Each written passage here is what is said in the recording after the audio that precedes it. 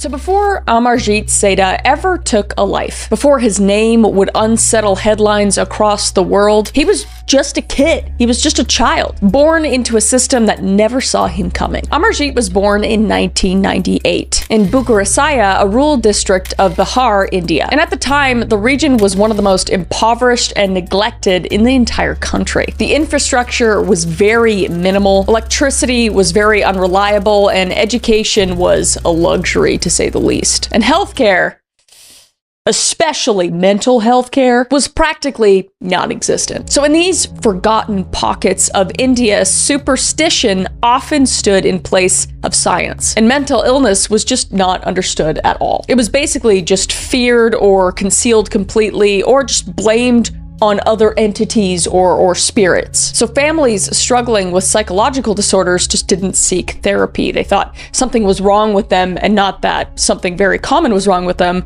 but something like was inside them and wrong with them, if that makes sense. So they would turn to local shamans, or worse, they would just do nothing at all. So the fear of public shame meant that most of these cases were just buried quietly, especially in a small, tightly woven community where reputations quite literally meant survival. And in Amarjit's village, poverty wasn't just a statistic. It was basically just a way of life. So his family lived in a very densely packed neighborhood made of mud brick homes and open drains. His parents would work as laborers, earning barely enough to feed their children. But more dangerous than the poverty here was the silence. Children with any sort of behavioral issues were rarely seen as mentally unwell. They were called troublesome, moody, or simply cursed. Like, actually, they thought they were cursed. And few recognized the warning signs, obviously, given the lack of care. And fewer still had the means to actually act on them. And so when Amarjit began exhibiting troublesome behavior, no one asked questions that should have come first. You know, questions like, what the hell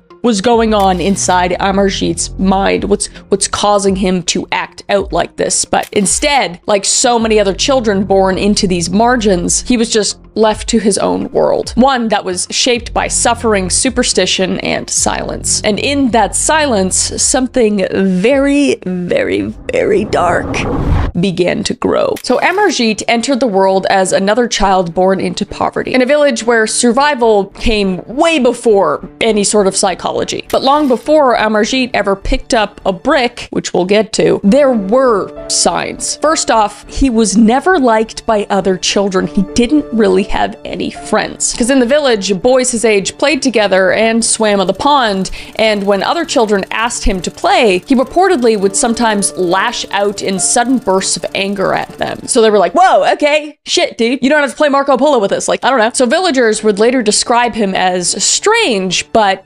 polite, which I find very hard to believe, but also notably withdrawn. He was very to himself. And looking back, these were the early indicators of detachment and harmful potential. And his mother, Parul, noticed the difference too. Amarjit just had this temper and an intensity that she just couldn't explain. She didn't know where it came from. And instead of turning to doctors, she would turn to tradition. She would smear black kajal beneath his eyes to ward off evil, and placed an amulet of protection from the Hanuman temple around his arm. But no amulet could stop what was manifesting inside this evil little child. But obviously, she didn't know any better. She just thought that maybe it was an evil spirit. Maybe that this will help, you know? So it's of no fault of her own. Amarjit would have no formal education as well. There was basically no access to structure, therapy, or any sort of guidance. Some reports even mention neglect from his parents, and it would be around this time that tragedy would first strike. Seemingly out of nowhere, Amarjit's infant cousin would die under suspicious circumstances, and his family would have to make a devastating choice. They would keep quiet. They would call it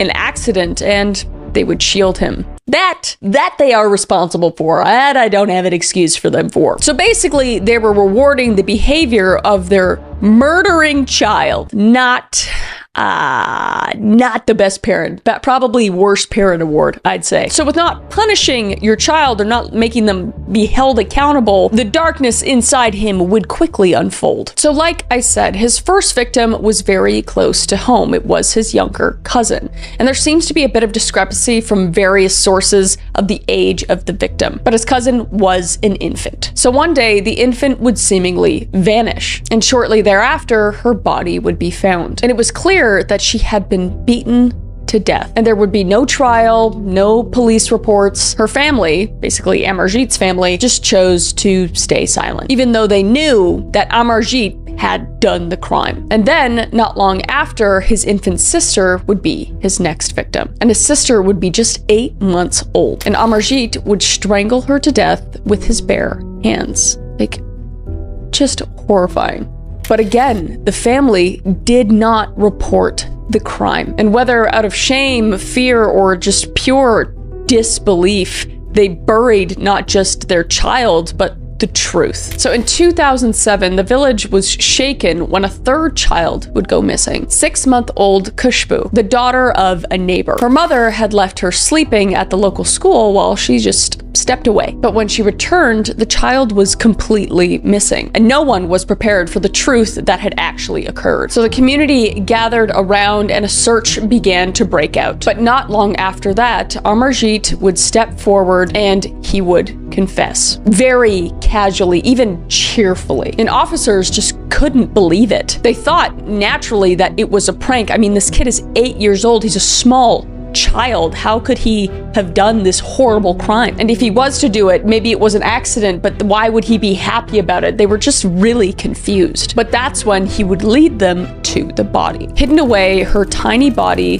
lay buried in a shallow grave. And the infant had been strangled and bludgeoned to death with a brick. And when questioned by police, Amarjit reportedly smiled through his entire confession, and he even asked for biscuits at the beginning of it. And as investigators listened, just completely stunned, he described the murder with chilling detachment, just pure psychopathic behavior. He was quoted to say, "She was sleeping in the school. I took her a little away, killed her with a brick, and buried her." Just like absolutely chilling. There's just something about a child with so much detachment that is next level horrifying. So forensic psychologists would be brought in, and their official conclusion would be that Amarjit was a sadist, a child who found pleasure in inflicting pain. So this was not a prank gone wrong. It was not the product of a playground fight. This was something far,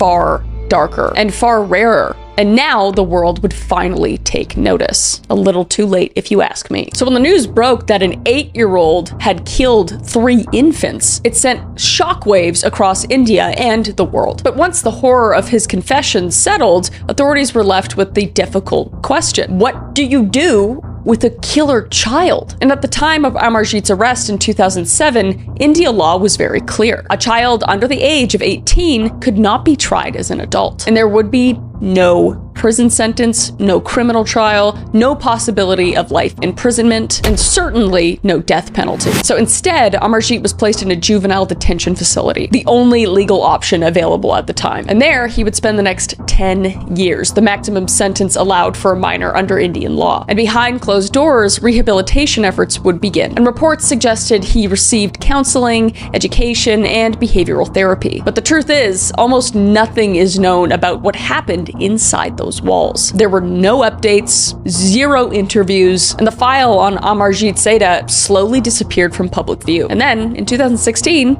he would turn 18 years old. And under Indian law, his record was completely sealed. So with his file closed, his identity was changed to protect his future and prevent vigilante retaliation, which I'm like, don't let that guy out. If he can do that at 8, what the could he do at 18 years old? Now, he's in his mid-20s now? That's terrifying. And today, his current location is completely unknown to the public. Some say he relocated under government protection, but others believe he may have quietly reintegrated into society under a new identity. And what remains is just his horrifically chilling legacy. So Amarjit Seda is still confirmed the youngest serial killer in modern history. And somewhere, perhaps walking among us, he just lives his life as a full-grown man who is a full-blown psychopathic sadist, with his past completely erased and his secrets completely buried. So the question still lingers, can someone who kills before they learn to even write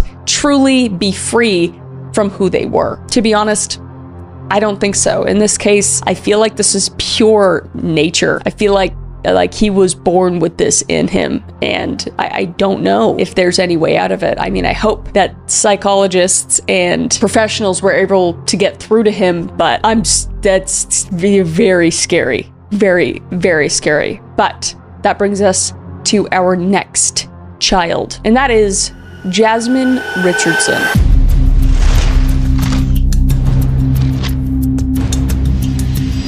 So before the headlines, before the world would recoil at the idea of a 12-year-old killer, Jasmine Richardson was just a girl, born in 1993 in the city of Medicine Hat, Alberta, Canada. Jasmine Richardson grew up in what most would describe as a pretty ordinary middle-class home. Her parents, Mark and Deborah Richardson, had met during recovery from substance abuse, actually. So they were two people who were dead set and committed to starting over and raising a family far away from their past mistakes. And together, they would build a new life. Mark was a very hard-working man. He was strict, but very loving. And Deborah was known to be a very soft-spoken and warm mom and partner who stayed very involved in her children's lives. And Jasmine was their firstborn, followed 5 years later by her little brother, Jacob. And the family was very close by all accounts. They spent a lot of time together and had a lot of family outings. And by all accounts, Jasmine was very bright. She made the honor roll in her Catholic school. She performed in fine arts programs. She laughed with friends, made crafts, went to sleepovers. She kept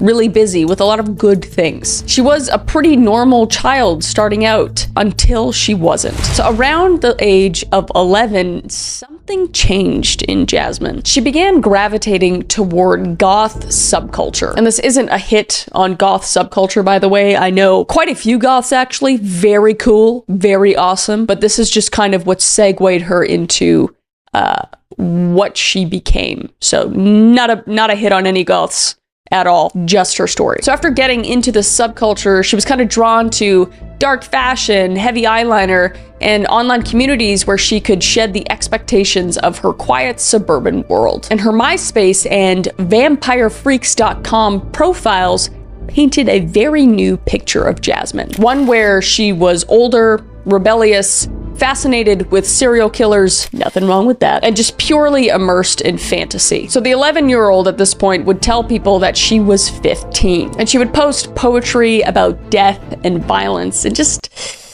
not great stuff. And somewhere in those digital shadows, she met him. Yes, there's a him. Jeremy Steinke. More like Jeremy Stinky, am I right? I'm about to be. Because Jeremy was 23 years old. He was 23 years old, about to date a 15-year-old who was actually a almost 12-year-old. So just bad news bears. And he was reportedly beaten through his childhood by his biological father and two of his stepfathers. And his mother and her various partners, husbands and boyfriends were just all alcoholics. So he had a very bad upbringing. No excuse for dating a literal child, though. He was a high school dropout who believed he was a 300-year-old werewolf. So wasn't all right up there in the head. Wasn't all right. And allegedly, he would wear a vial of blood around his neck and enjoyed the taste of blood as well. So he was basically everything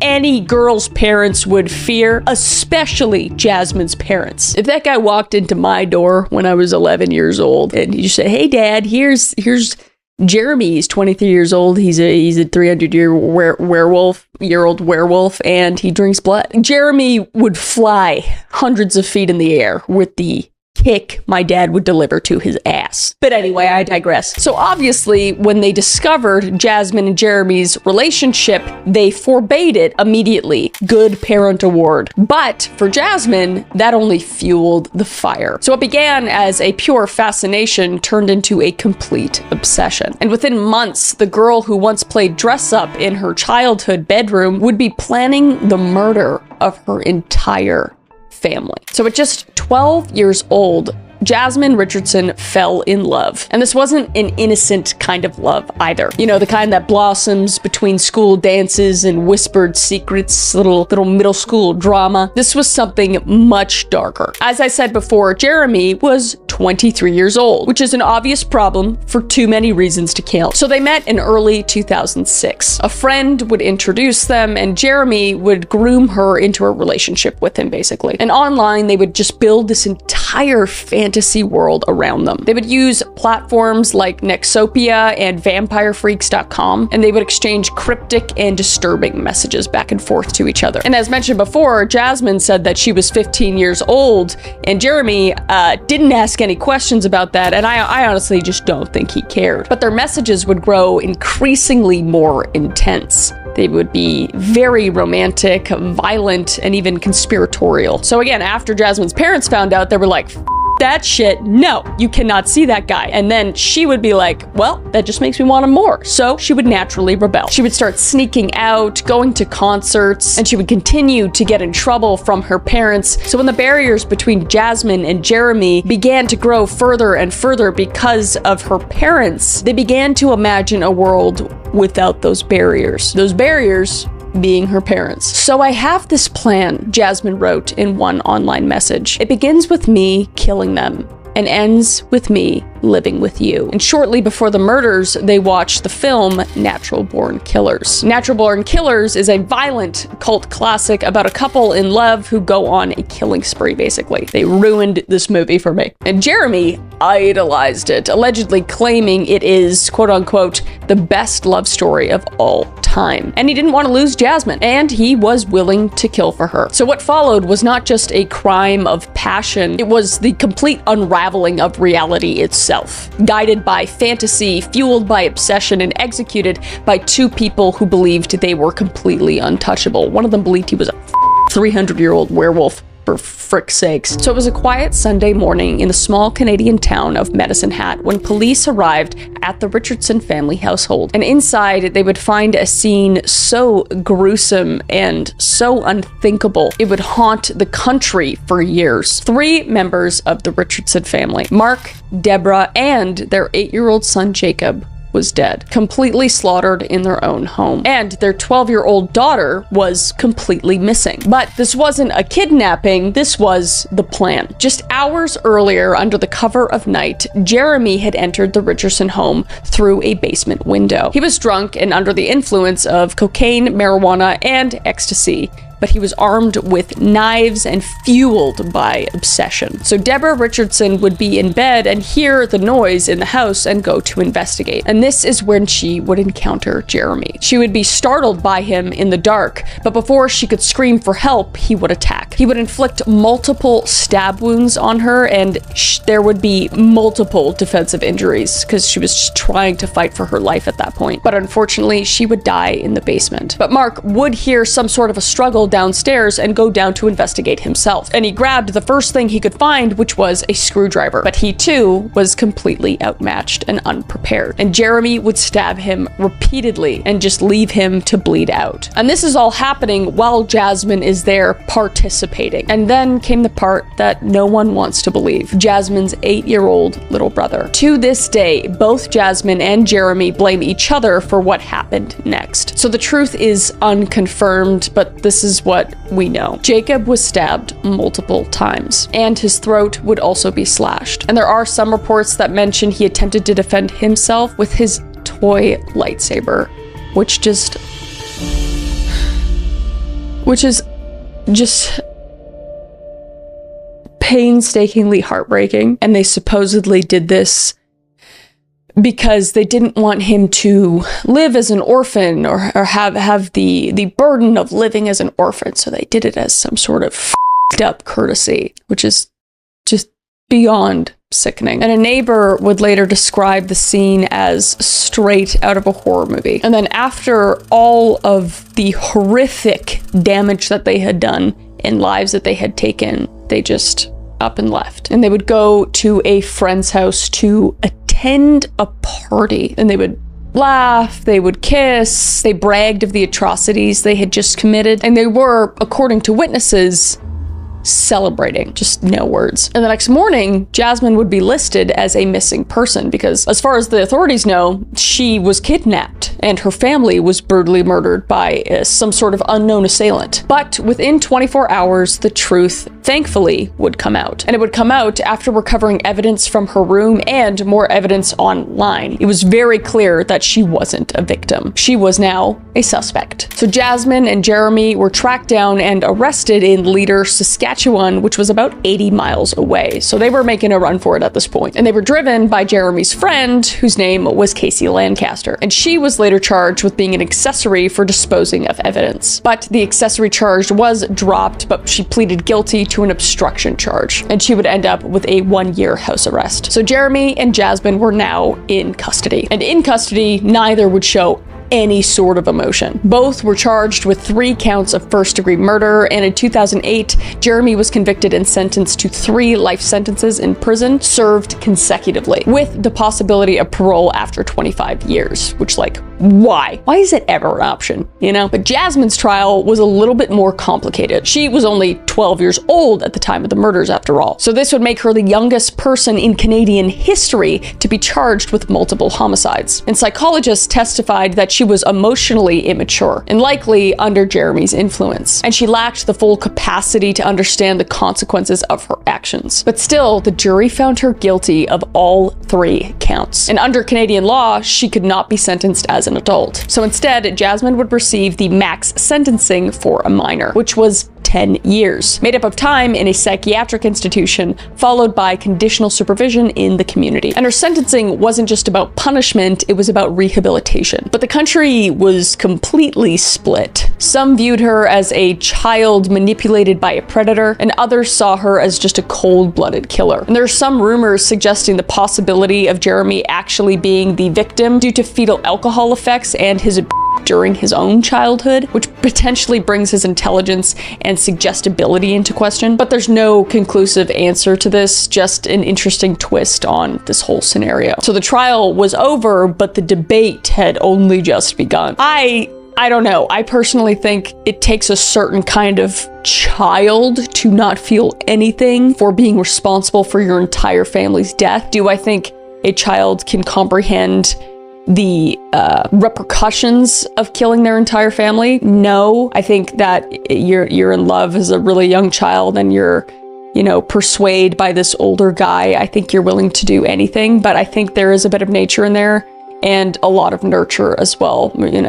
I don't know. He's a 23-year-old guy. Maybe he's not the most intelligent, but he's still capable of killing and not asking questions. So I think they're both equally at fault. But who am I to say? But they're both guilty. So clearly, majority said what I said, basically. And today, you won't find Jasmine. There's no press conferences, there's no interviews, not a trace. Because Jasmine Richardson, now in her 30s, walks completely free. She served her full 10-year sentence, and in May of 2016, that sentence ended, and her record was sealed and her name was protected, and she would be released from all court-ordered conditions. So during her rehabilitation, Jasmine reportedly enrolled in university classes at Mount Royal University in Calgary, and those who encountered her had no idea who she really was. She was just another student to them, just another face in the crowd. And now her exact whereabouts are completely undisclosed. And by law, her identity cannot be revealed in Canadian media, shielded by the same system that once tried her as a child. So some believe she still lives near her old community, but the nation remains divided to this day. To some, Jasmine Richardson was a success story, proof that the system can rehabilitate even the most unlikely offenders. And to others, she's just a ghost walking free, a reminder of a crime too dark to forget. But wherever she is now, she herself carries her past that cannot be erased. And that brings us to our final child serial killer, Piedad Martinez del Aguila.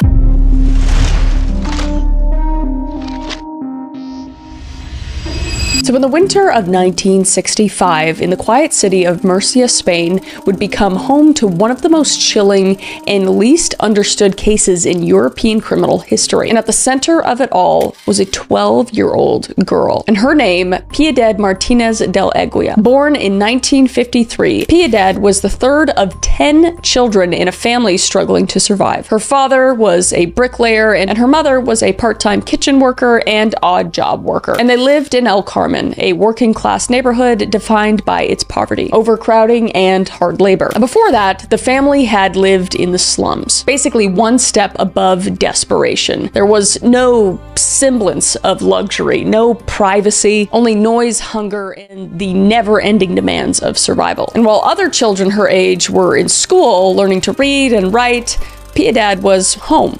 She cleaned and cooked and changed diapers. So at 12 years old, she was the default caretaker for her younger siblings. Jesus, who was 10, Cristina, who was 8, Manuela, who was 6, Andres, who was 5, Fuensanta, who was 4, and Mariano, who was 2, and a baby, Maria del Carmen, who was only 9 months old. A lot of kids. So her 2 older brothers worked full-time as panel beaters at the auto shop. They would sometimes bring their work home and require her to help clean and polish metal parts. And they would provide her with some small bars of chemical substance in order to do this. Very important to note later. And her parents would be gone for most of the day because they too worked. So the weight of the household, the chaos of caring for 7 younger siblings fell squarely on her very small shoulders. And she carried it quietly and obediently until something broke. And no one really noticed at first. After all, she was just a little girl. A girl who didn't go to school, a girl who couldn't really read, a girl whose entire world was confined to 4 crumbling walls, the wailing of babies, and the suffocating pressure of poverty. But inside her, something else was forming. Not resentment, not rebellion,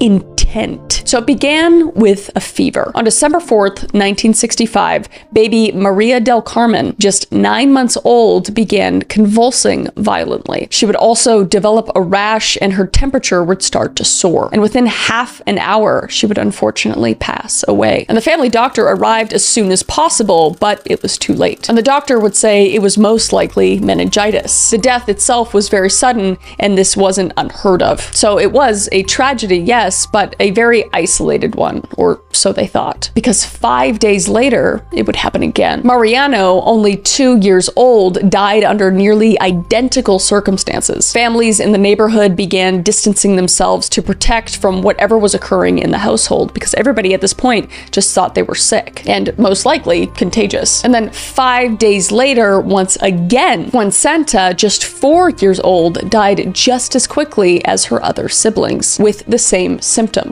So 3 children within 10 days, all gone. And this time, the doctor refused to sign the death certificate. He did suspect something else, but lacked any proof. So by the order of the local health council, the Martinez del Aguila family brought their surviving children to Murcia General Hospital for evaluation. And they would stay for several days and receive many, many tests. But in 1965 Spain, diagnostic technology was extremely limited, so there was no immediate answers. And the hospital would find no conclusive cause as to why those children died so suddenly. So the family would be sent home, and all of the children in the neighborhood, including the family, would receive a prescription of multivitamin concentrates. Don't think that's gonna help. But the hope was to make sure their immune systems were at peak shape should there be any sort of infectious disease going on. But within days of the family's release, it would happen again. On January 4th, 1966, 5-year-old Andres was dead after having been seemingly completely okay half an hour before. And this time, there would be no assumptions, and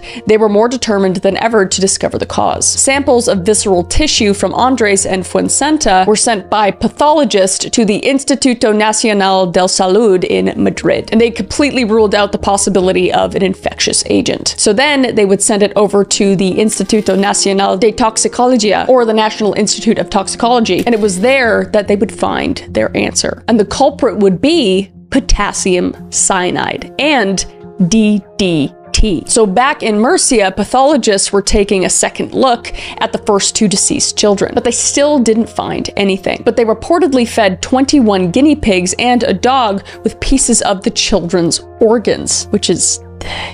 I don't know how I feel about that, but okay. And all of the animals would die suddenly. So they would know that the children were poisoned. And when the police asked who was last seen with the victims, one name came up again and again: Piedad. So by mid-January 1966, the city of Murcia no longer whispered about the deaths in the Martinez de Aguila household. They shouted. 4 dead children, no explanation, and no arrests at this point. Only grief and suspicion. And on January 14th, both parents, Andres and Antonia, were arrested. Authorities would suspect that the murders were an act of filicide, which is the killings of one's child. And Antonia, pregnant at the time, was confined to a maternity ward under supervision. And Andres was sent to a psychiatric facility for evaluation. And the surviving children were split. The boys housed with their father and the girls kept with their mother. A very controversial move, but one made with purpose. Detectives hoped that their killer might slip up. So by now, the story had reached national headlines. And this was very out of the norm because in this period of time, the press was very tightly controlled. And journalists just descended on Murcia, eager to capture the story. And what they found would completely stun everyone. The children, just weeks after burying 4 siblings, were laughing, playing, and smiling. And one photographer recalled 6-year-old Manuela looking directly into his lens and saying something to the effect of, quote unquote, "You want to take my picture because I'm going to die next."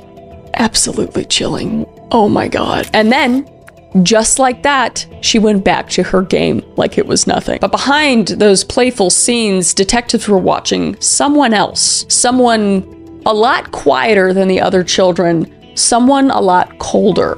And that was Piedad. Her affect was flat, her gaze just completely unshaken. And she always seemed to be the last one with each of the dead. But they still had no proof at this point. Then, on January 24th, a detective had an idea. He took 12-year-old Piedad to a local cafe. Just the 2 of them. And he made small talk and ordered her a glass of milk. And then, with a sleight of hand, he pretended to spike her drink with the same metal cleaning compound her brothers used at work. And she noticed immediately. And after she noticed, she would grab his wrist and she would say to him this: "Don't do that. You could seriously harm someone with that stuff." The detective would answer, "Is it harmful? Is it like the stuff you gave your little siblings?" And at this point, per the detective's account, it was written all over her face, but he just stared into her eyes in silence until she spoke again. Piedad would continue, "It was me who killed the 4 of them, the first 3 by order of my mother." And the detective would say, "And the last one?" Piedad would say back to him, "I killed him myself,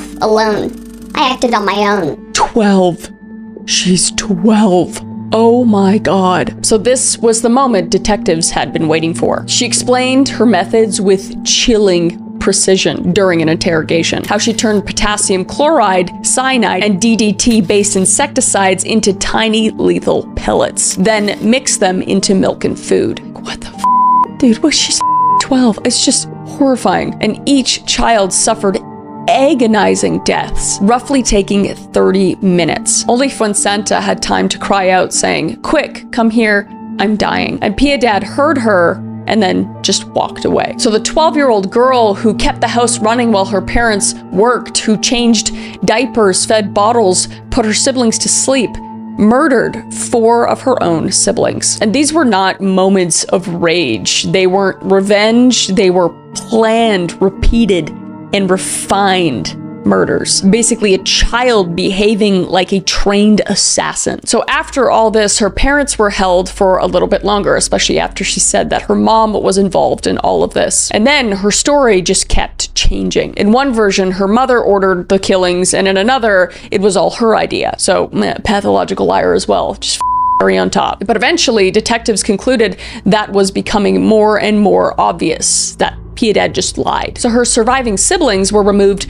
from both parents' custody and placed under Child Protective Services. And Andres, the father, was released in March 1966. And Antonia, who gave birth actually in custody, was not released until May. And Piedad, she was brought before a juvenile court, and she would be sent to a psychiatric institution for observation before her trial. And there, she just thrived. She laughed with nurses and befriended the staff, and psychologists were just alarmed because she was found to have, a sound mind. She wasn't just some crazy little kid. She knew what she was doing. She was very smart in the scariest way. Very Ed Kemper-like, if you know who that is. If not, I'm going to be doing a deep dive on him next, because my God, but she reminds me of him a lot. Just extremely calculated. And they said that she was fully aware of right and wrong, but capable of ignoring morality when it suited her. And by the summer of 1966, Piedad was officially diagnosed as a psychopath,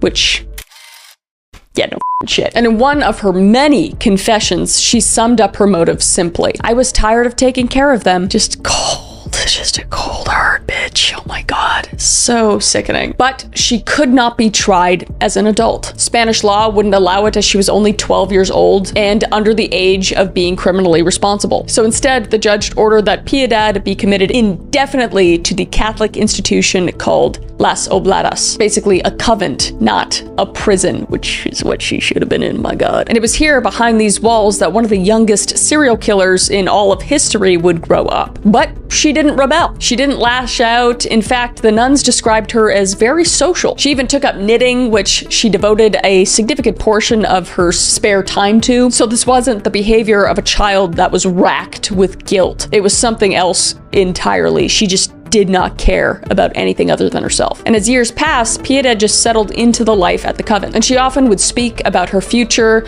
the possibility of moving in with her Aunt Loli, a quiet woman who lived alone and had no children of her own. Thank God. And in time, Piedad would be released, and there's no definitive answer of what happened after her time at Las Obladas. Some believe that she assumed a new identity, others believe that she became a nun at Las Obladas, but she seemingly just vanished, leaving us to wonder what became of one of Spain's and the world's most juvenile offenders. So Amarjit, Jasmine, and Piedad, three names etched into the shadows of true crime history, all of which took the lives of others. It's just unimaginable and leaves questions behind that society still struggles to answer. What makes a child kill? Are these stories of nature or nurture? Are children actually born different or broken or cold? Was the systems that they were raised in what failed them? What caused them to do what they did? Amarjit never knew stability. Jasmine grew up in safety but fell under the spell of fantasy and obsession. And Piedad was crushed under the weight of adult responsibility long before she was old enough to read. So three children, three psychological profiles. One sadistic with no understanding of morality, one rebellious and emotionally stunted, and one highly intelligent but void of empathy. All of which society didn't know what to do with. So the question remains, when a child takes a life, who is held accountable? The child, the family, the society and circumstances that made them? Or maybe we just don't have the right answer yet. I have no idea. I don't know. But I do know that this one was highly disturbing, and if you made it to the end, I appreciate you. I hope you're staying safe out there. Let me know what other cases you guys want me to go over down below, and until next time, I will see your beautiful face. Okay? Stay safe out there.